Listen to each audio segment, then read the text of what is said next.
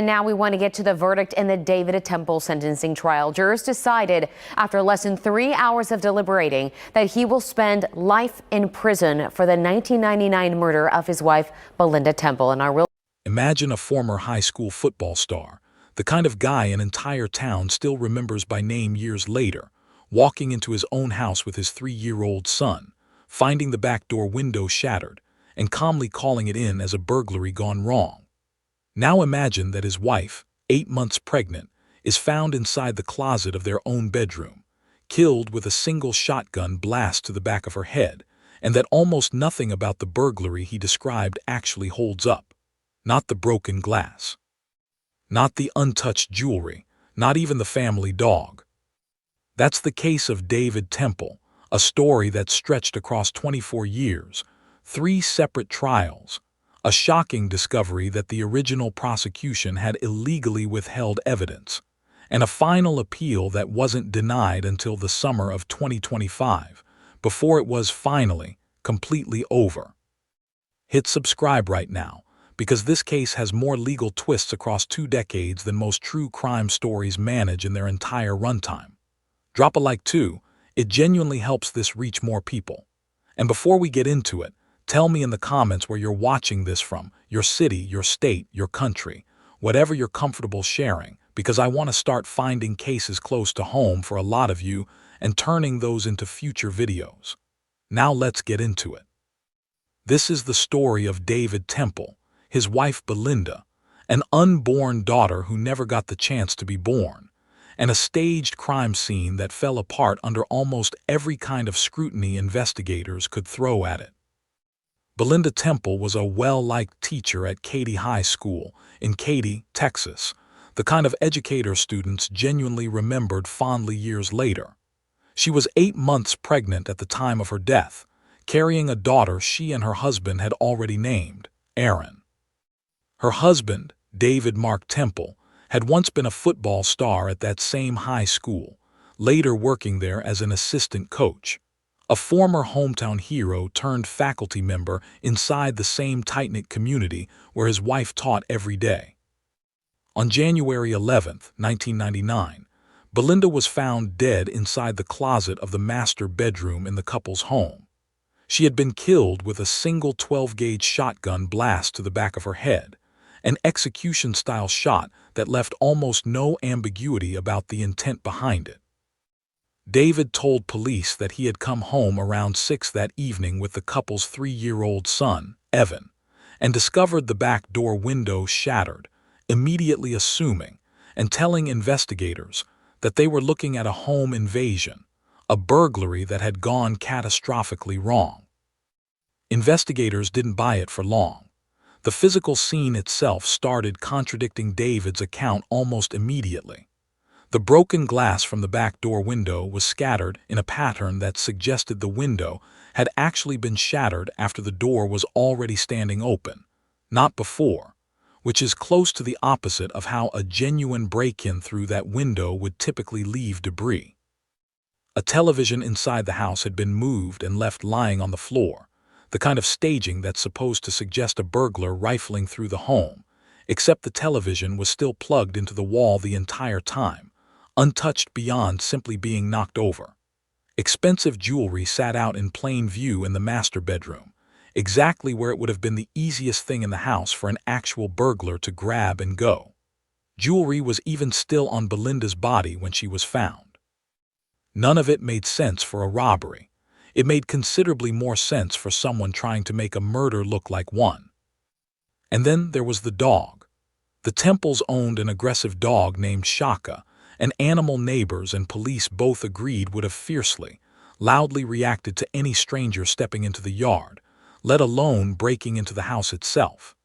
Investigators noted it would have been nearly impossible for an actual outside intruder to get past that dog unnoticed. David, notably, had the dog put away and secured before police ever arrived on scene, a detail that, once investigators started connecting it to everything else in the house, looked less like a coincidence and more like a man clearing an obstacle out of the story he was about to tell. If the physical scene raised questions, The motive investigators eventually uncovered answered nearly all of them. David Temple, it turned out, wanted out of his marriage, and he had already found where he wanted to go instead. He was having a serious affair with a fellow teacher named Heather Scott. Just days before Belinda was killed, Heather had actually tried to end things between them. David responded not by letting the affair die quietly, but by telling her he loved her, and she told him she loved him back. Whatever hesitation Heather may have had about continuing the relationship evaporated in that conversation, only days before Belinda's murder. That same New Year's weekend, only days before the shooting, David told his own family he was going hunting for the weekend. He wasn't.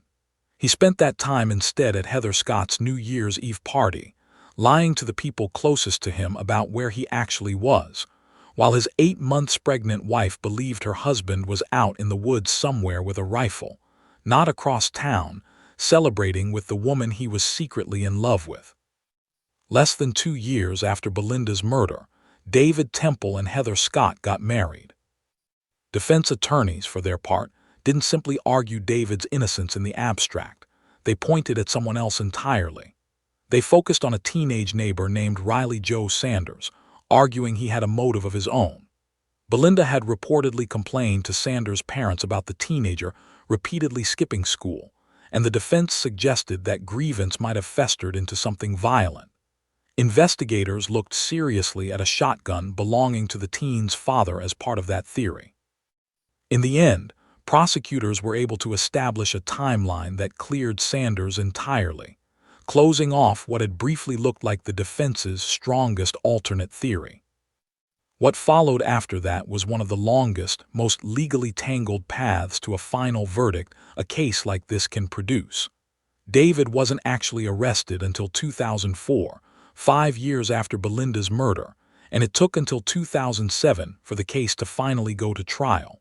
That first trial ended in a conviction. David was found guilty of murder and sentenced to life in prison.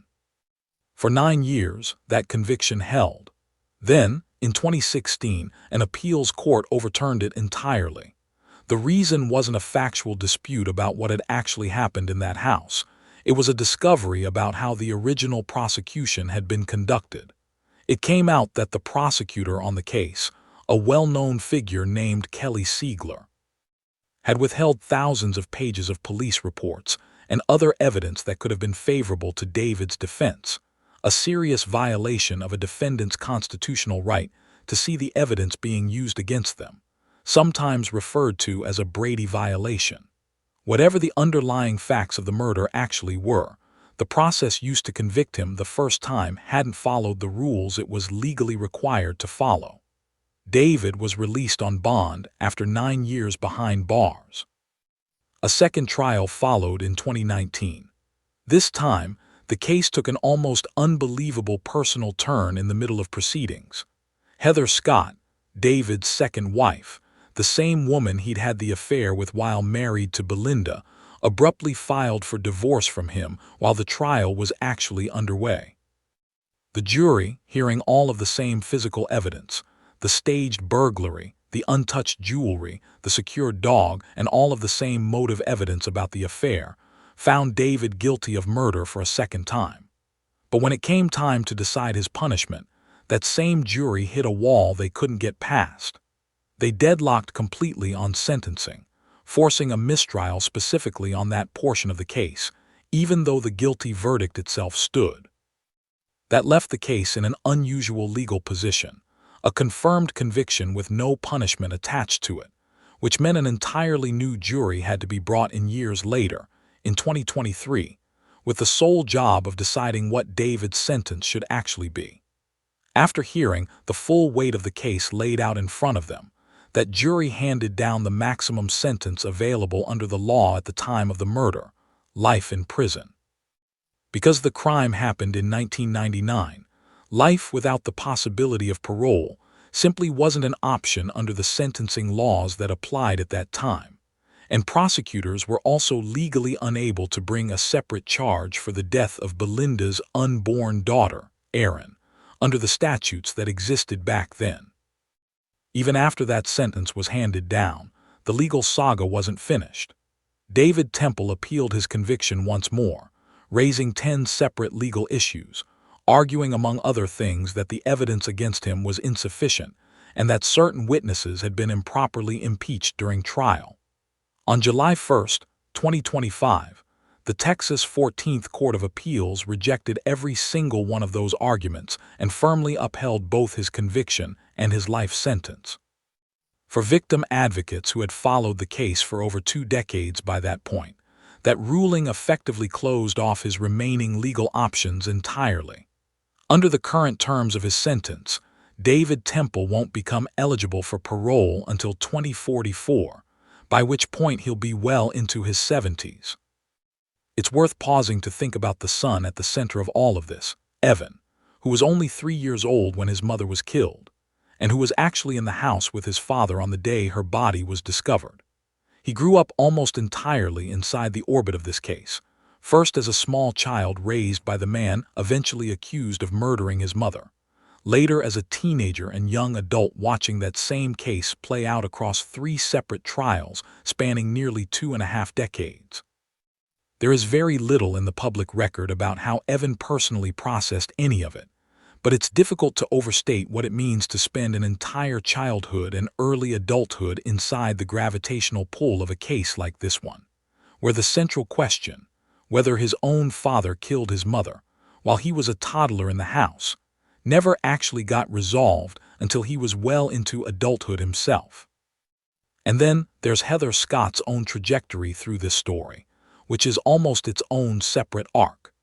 She went from being the other woman in an affair prosecutors argued directly motivated a murder, to marrying the man accused of that murder less than 2 years later, to staying married to him through his arrest, his first trial, his 9 years in prison, and his eventual release on bond after the conviction was overturned.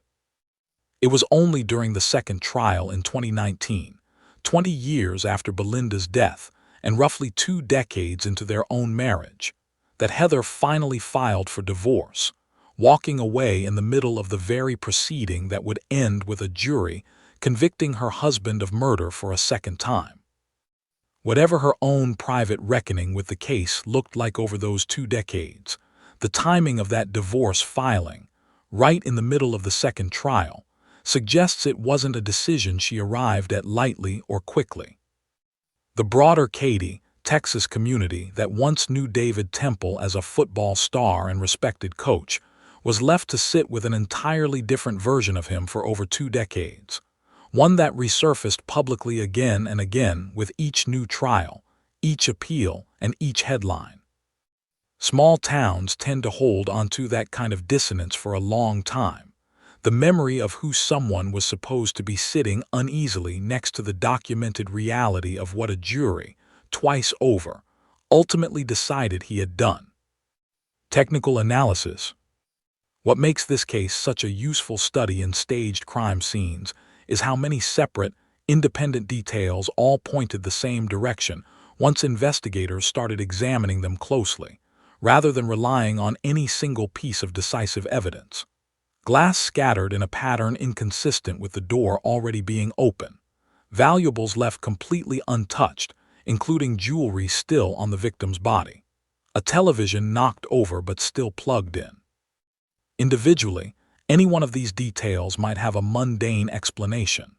Together, they form the kind of layered inconsistency experienced investigators specifically look for when evaluating whether a burglary scene is genuine or staged after the fact.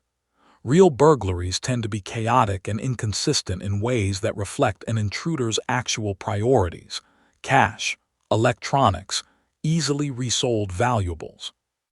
Staged burglaries tend to be inconsistent in ways that reflect what the person doing the staging didn't think carefully enough about, which items would realistically be taken, and which ones wouldn't be. The second technical thread is the dog, which is a genuinely underrated piece of evidence in cases like this one. An aggressive animal that reliably barks at strangers functions almost like an independent witness, one that can't be coached, doesn't have a motive, and behaves the same way regardless of who's asking it questions. The fact that Shaka had been secured before police arrived wasn't just a small housekeeping detail. It directly undercut the entire premise of an outside intruder having come and gone from that house unnoticed. Investigators in cases involving guard or watch animals often treat an animal's established behavior pattern as a genuine piece of circumstantial evidence. Because an intruder unfamiliar to that dog would almost certainly have triggered a response loud enough for neighbors to notice, and no neighbor reported anything of the kind that day. The third thread, and arguably the most consequential one in terms of how this case actually played out over 2 decades, is the Brady violation that overturned the first conviction. It's a critical distinction to hold on to. The appeals court in 2016 didn't rule that David Temple was innocent, or that the evidence against him was weak. It ruled that the process used to convict him the first time had failed to meet the constitutional standard every defendant is entitled to: full access to evidence that could support their defense. Withholding thousands of pages of police reports doesn't just risk convicting an innocent person. It also creates exactly the kind of appellate vulnerability that can unravel an otherwise strong case years after a jury has already reached its verdict, forcing the entire, exhausting process to begin again from scratch.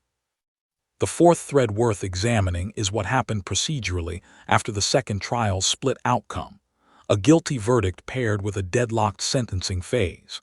It's a reminder that in many legal systems, guilt and punishment are treated as two entirely separate questions, decided by two entirely separate deliberations, and that a jury can be completely unified on one while being fundamentally divided on the other.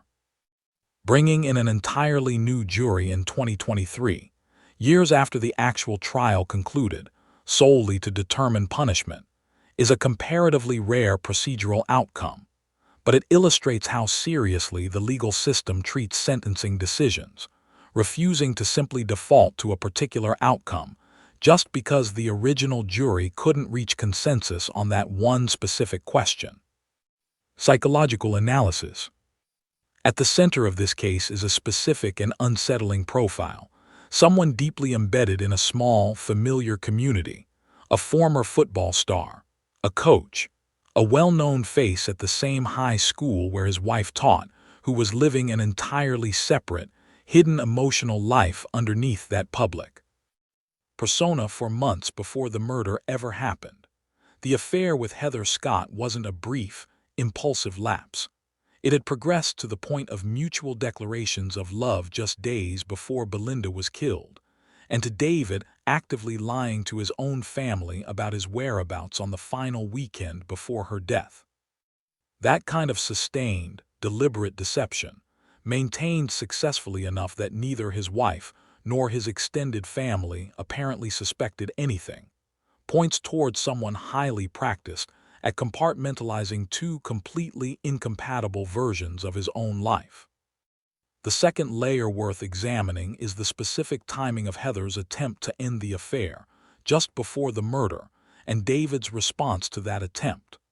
Rather than accepting the end of the relationship or working to repair his actual marriage, he escalated, declaring his love and effectively convincing her to stay.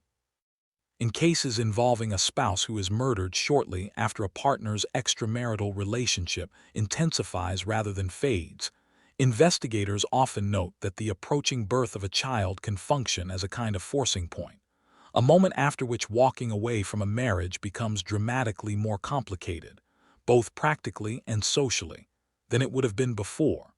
Belinda was 8 months from delivering their daughter. Whatever calculus was happening in David's mind in those final weeks, the timeline suggests the birth itself may have represented a closing window, one he apparently wasn't willing to let close around him. The third layer is the staging itself, and what the specific choices made in constructing it reveal about the mindset behind them.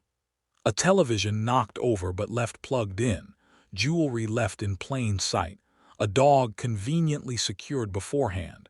These aren't the marks of a chaotic, panicked cover-up. They're the marks of someone who had time, presence of mind, and a working theory of what a burglary scene was supposed to look like, even if that theory turned out to be incomplete in ways that eventually gave the entire story away. That gap between the violence of an execution-style shotgun blast and the composed, deliberate staging that followed it is a pattern that shows up again and again in domestic homicides disguised as break-ins. Extreme violence followed almost immediately by a shift into calm, methodical damage control. Finally, there's the sheer duration of this case, and what it says about the gap that can exist between a jury's confidence and a legal system's ability to actually close the book on a verdict. Two separate juries, in 2007 and again in 2019, heard essentially the same body of evidence and reached the same conclusion, that David Temple was guilty. And yet it took 24 years, a wrongful conviction reversal, a mistrial on sentencing, an entirely new jury brought in years later just to determine punishment, and a final appellate ruling in 2025 before the case was actually permanently closed. For Belinda's family, and for the daughter, Erin, who never had the chance to be born at all, that 24-year gap between the crime and its final legal resolution represents its own kind of prolonged, unresolved grief, one that didn't get to end when the first jury delivered its guilty verdict back in 2007, but only decades later, when there was finally nothing left to appeal. Cases like this one tend to leave behind a specific kind of exhaustion in the communities that live through them, not because the outcome was ever seriously in doubt after two separate juries reached the same conclusion, but because of how long the legal process demanded everyone involved keep reliving the same evidence, the same testimony, the same details about a shotgun blast, a staged burglary, and an affair that started before a young girl ever had the chance to be born. 26 years passed between the night Belinda Temple was found in that closet and the final appellate ruling that closed the case for good. Whatever else this story teaches about staged crime scenes, withheld evidence, or the psychology of a hidden second life, it also stands as a reminder of just how long a family can be forced to wait before a legal system finally, completely finishes the job a jury had already done, twice over, decades earlier.